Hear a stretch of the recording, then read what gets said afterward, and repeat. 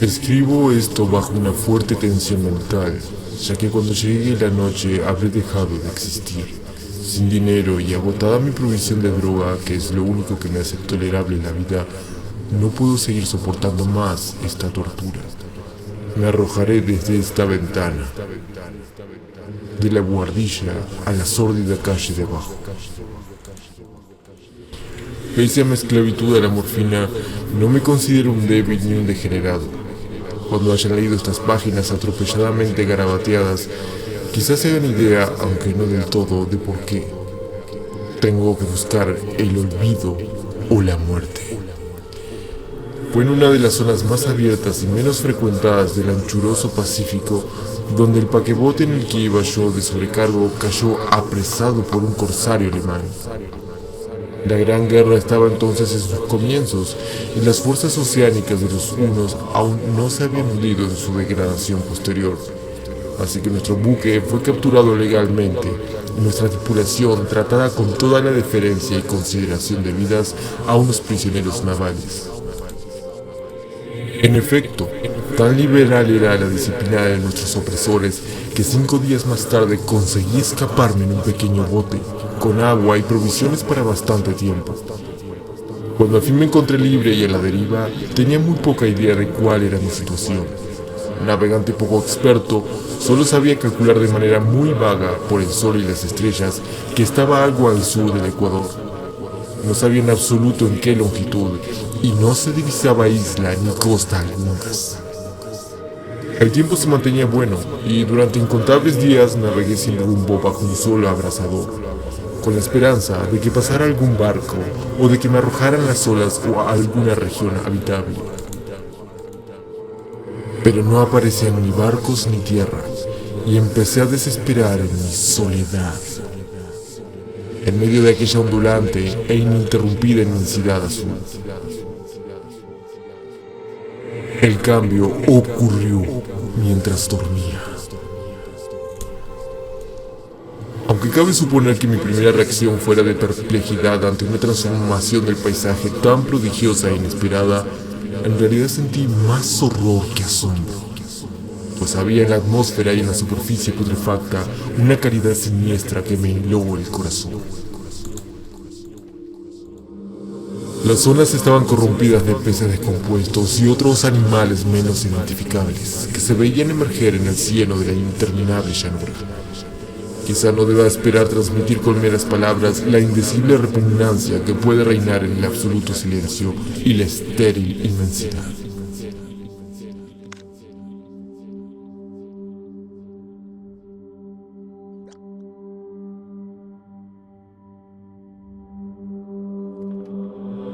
Nada alcanzaba a oírse, nada había a la vista, salvo una vasta extensión de légamo negruzco.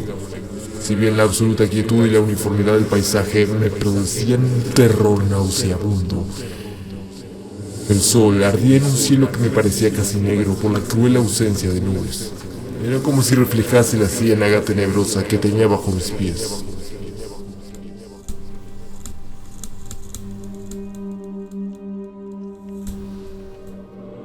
Al meterme en el bote encallado, me di cuenta de que solo una posibilidad podía explicar mi situación. Merced a una conmoción volcánica, el fondo oceánico había emergido de la superficie, sacando a la luz regiones que durante millones de años habían estado ocultas bajo insondables profundidades de agua. Tan grande era la extensión de esta nueva tierra emergida debajo de mí, que no lograba percibir el más leve rumor de oleaje, por mucho que aguzaba el oído. Tampoco había aves marinas que se alimentaran de aquellos peces muertos. Durante varias horas estuve pensando y meditando sentado en el bote, que se apoyaba sobre un costado y proporcionaba un poco de sombra al desplazarse el sol en el cielo. A medida que el día avanzaba, el suelo iba perdiendo pegajosidad, por lo que en poco tiempo estaría bastante seco para poderlo recorrer fácilmente. Dormí poco esa noche y al día siguiente me preparé una provisión de agua y comida a fin de emprender la marcha en busca del desaparecido mar y de un posible rescate. A la mañana del tercer día comprobé que el suelo estaba bastante seco para andar por él con comodidad. El hedor a pescado era insoportable, pero me tenían preocupado cosas más graves para que me molestase este desagradable inconveniente y me puse en marcha hacia una meta desconocida. Durante todo el día caminé constantemente en dirección oeste, guiado por una lejana colina que descollaba por encima de las demás elevaciones del ondulado desierto.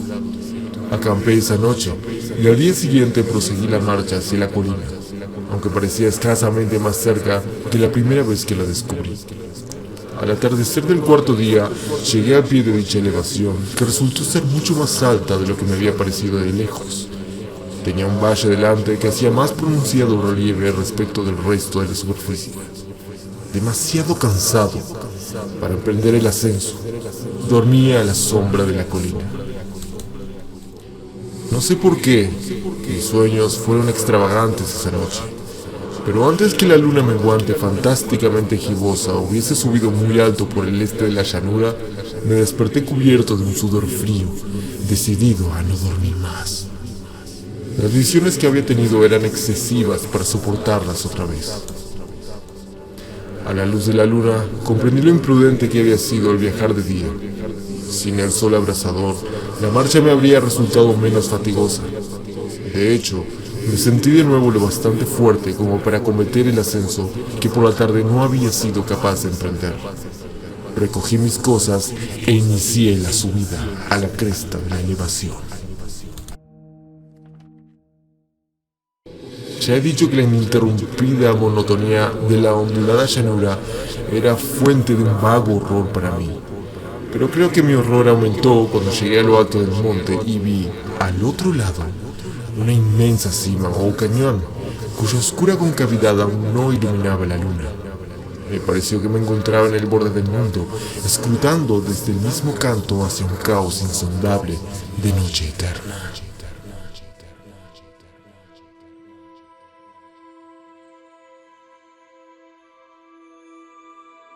En mi terror se mezclaban extraños recuerdos del paraíso perdido y la espantosa ascensión de Satanás a través de remotas regiones de tinieblas. Al elevarse más la luna en el cielo, empecé a observar que las laderas del valle no eran tan completamente perpendiculares como había imaginado. La roca formaba cornisas y salientes que proporcionaban apoyos relativamente cómodos para el descenso, y a partir de unos centenares de pies, el declive se hacía más gradual, movido por un impulso que no me es posible analizar con precisión. Bajé trabajosamente por las rocas, hasta el declive más suave, sin dejar de mirar hacia las profundidades estigias, donde aún no había penetrado la luz. De repente, me llamó la atención un objeto singular que había en la ladera opuesta, el cual se erguía enhiesto como a un centenar de yardas de donde estaba yo.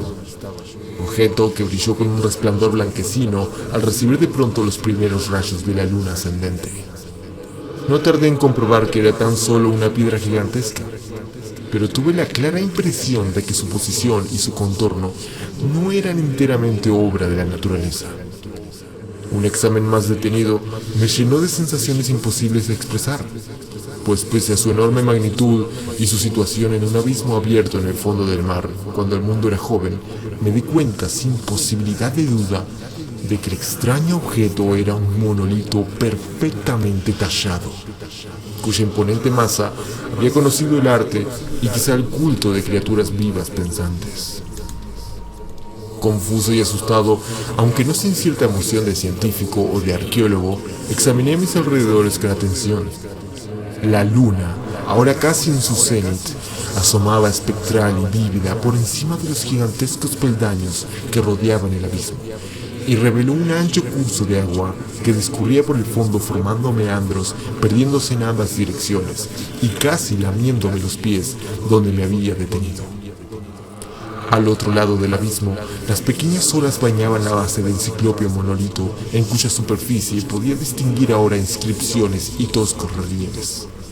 La escritura pertenecía a un sistema de jeroglíficos desconocido para mí, distinto de cuantos yo había visto en los libros, y consistente en su mayor parte en símbolos acuáticos esquematizados tales como peces, anguilas, pulpos, crustáceos, moluscos, ballenas y demás.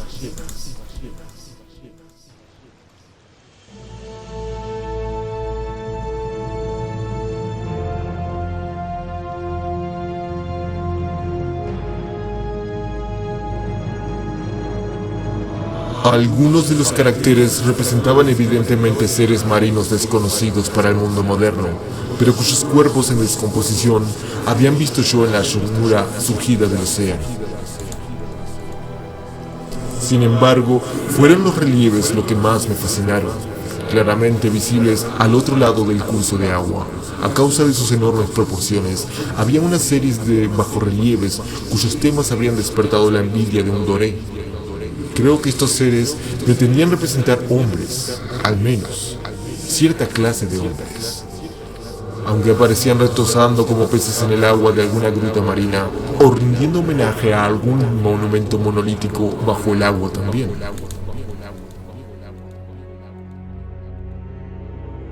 No me atrevo a descubrir con detalle sus rostros y sus cuerpos, ya que el mero recuerdo me produce vaídos, más grotescos de lo que podría concebir la imaginación de un Poe o de un Bulwer. Eran detestablemente humanos en general, a pesar de sus manos y pies palmeados, sus labios espantosamente anchos y flácidos, sus ojos abultados y vidriosos y demás rasgos de recuerdo menos agradable.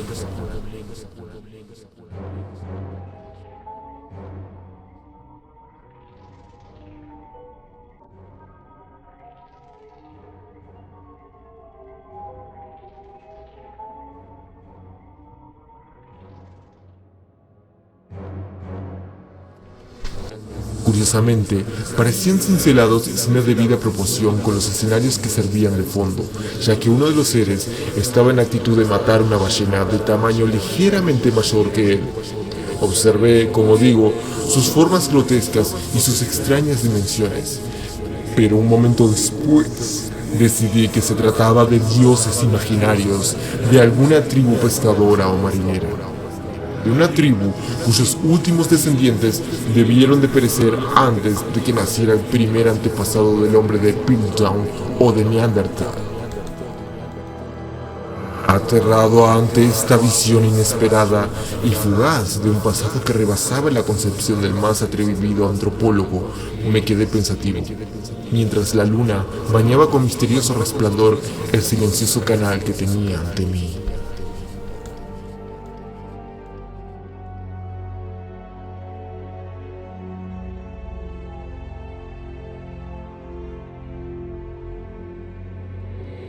Entonces, de repente, lo vi.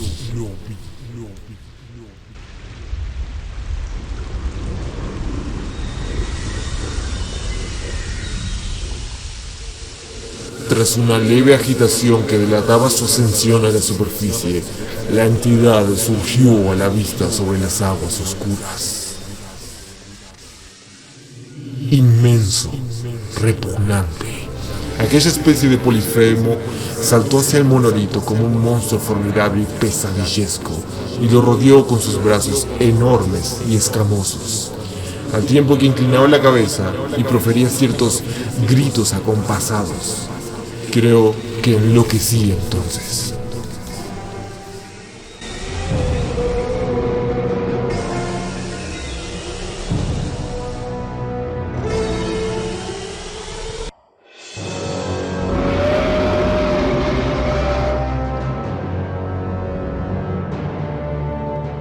No recuerdo muy bien los detalles de mi frenética subida por la ladera y el acantilado, ni de mi delirante regreso al bote varado. Creo que canté mucho y que reí intensamente cuando no podía cantar. Tengo el vago recuerdo de una tormenta, poco después de llegar al bote. En todo caso, sé que oí el estampido de los truenos y demás ruidos que la naturaleza profiere en sus momentos de mayor irritación.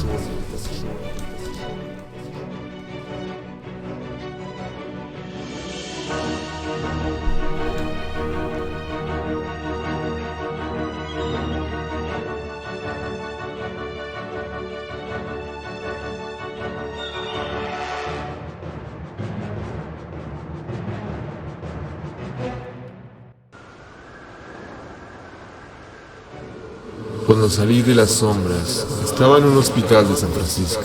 Me había llevado allí el capitán del barco norteamericano que había recogido mi bote en medio del océano. Hablé de muchas cosas en mis delirios, pero averigüé que nadie había hecho caso de las palabras. Los que me habían rescatado no sabían nada sobre la aparición de una zona de fondo oceánico en medio del Pacífico, y no juzgué necesario insistir en algo que sabía que no iban a creer.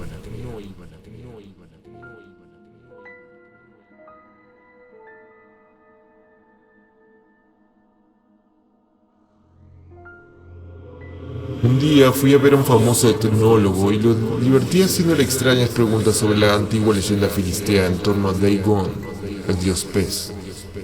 Pero enseguida me di cuenta de que era un hombre irremediablemente convencional y dejé de preguntar.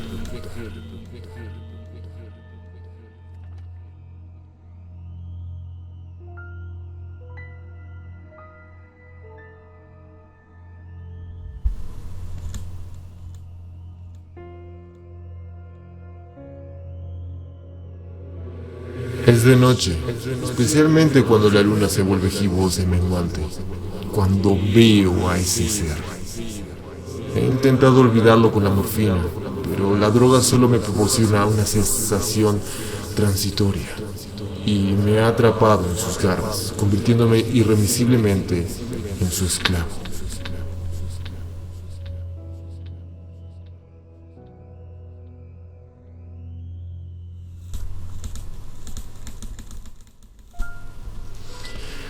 Así que voy a poner fin a todo esto. Ahora que he contado lo ocurrido para información o diversión desdeñosa de mis semejantes, muchas veces me pregunto si no será una fantasmagoría, un producto de la fiebre que sufrí en el bote a causa de la insolación cuando escapé del barco de guerra alemán. Me lo pregunto muchas veces, pero siempre se me parece en respuesta una visión monstruosamente vívida. No puedo pensar en las profundidades del mar sin estremecerme ante las espantosas entidades que quizá en este instante se arrastran y se agitan en su lecho fangoso, adorando a sus antiguos ídolos de piedra y esculpiendo sus propias imágenes detestables en obeliscos submarinos de mojado granito. Pienso en el día que emerjan de las olas y se lleven entre sus garras de vapor humeantes a los endebles restos de una humanidad exhausta por la guerra. En el día en que se hunda la tierra y emerja el fondo del océano, en medio del universal pandemonio.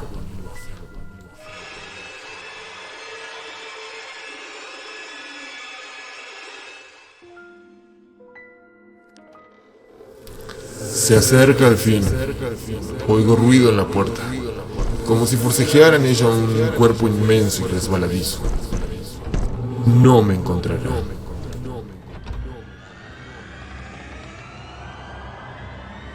Dios mío, esa mano.